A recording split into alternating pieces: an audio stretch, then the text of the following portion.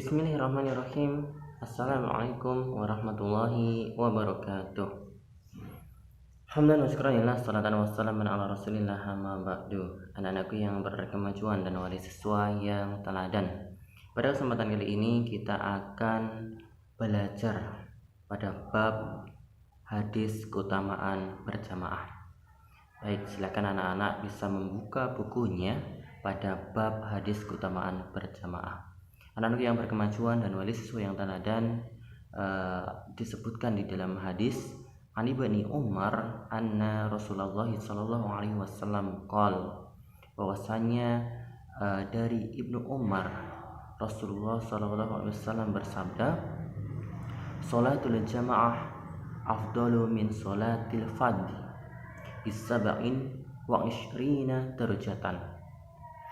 Rasulullah sallallahu alaihi wasallam bersabda, salat berjamaah itu afdalu, lebih utama, min salatil fadhi, daripada salat sendirian, bisab'in wa ishrina darajah, yaitu dengan 27 derajat. Rawahul Bukhari dan Muslim.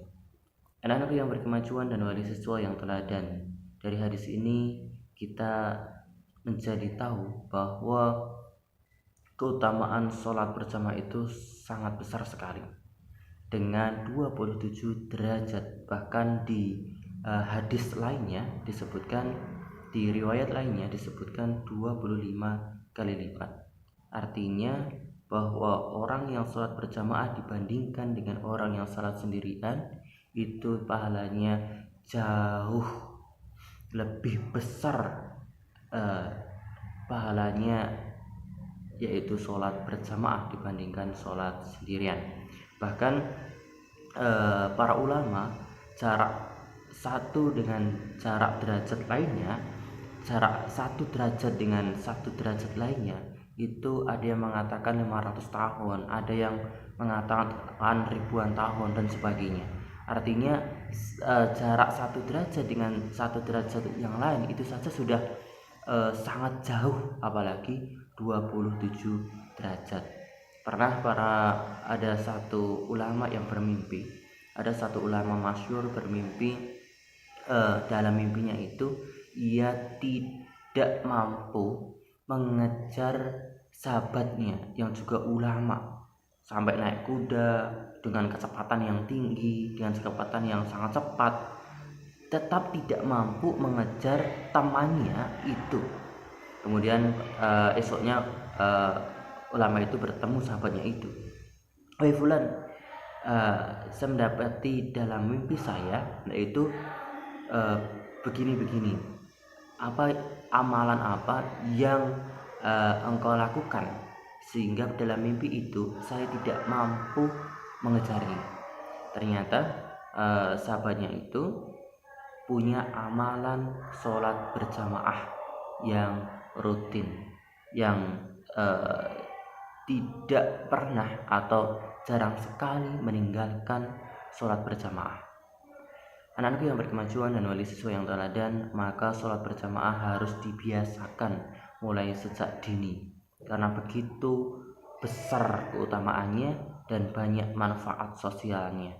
Karena dengan sholat berjamaah kita menjadi bisa lebih bersaudara, mempererat ukhuwah Islamiyah, mempererat tali persaudaraan sesama kaum muslim yang menunaikan sholat berjamaah.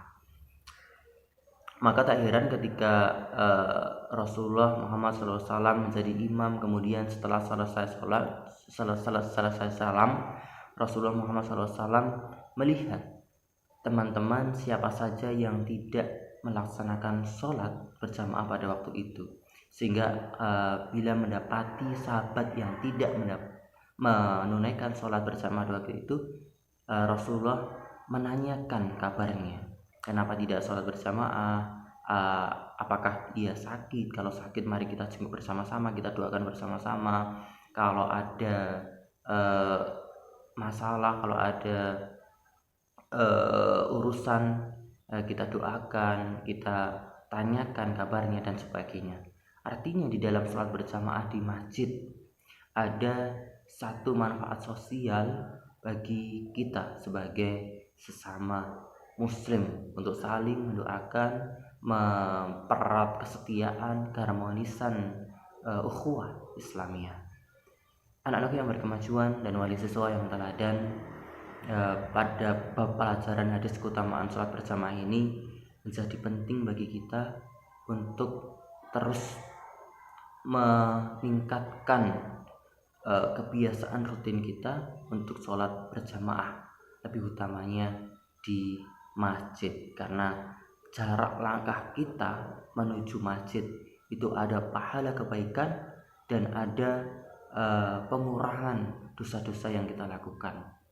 Dan bahkan ketika kita masuk masjid, rahmat Allah SWT senantiasa tercurah kepada kita. Bahkan para malaikat mengaminkan kita pada saat kita mengucapkan amin ketika membaca surat Al-Fatihah gitu.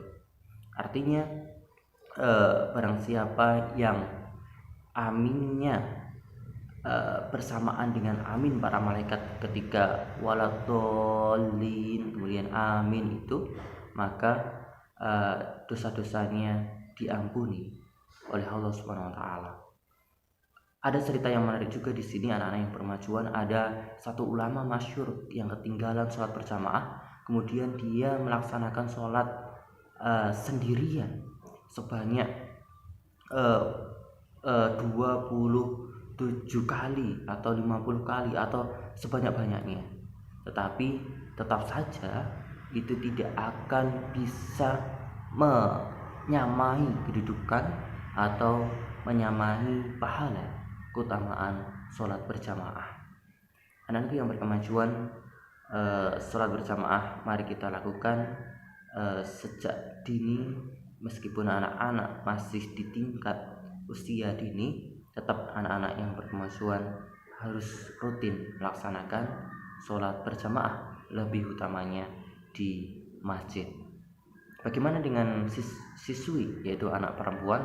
Tetap ketika anak-anak perempuan melaksanakan sholat berjamaah, keutamaannya, pahalanya juga akan didapat oleh semua, baik laki-laki maupun perempuan yang melaksanakan sholat berjamaah.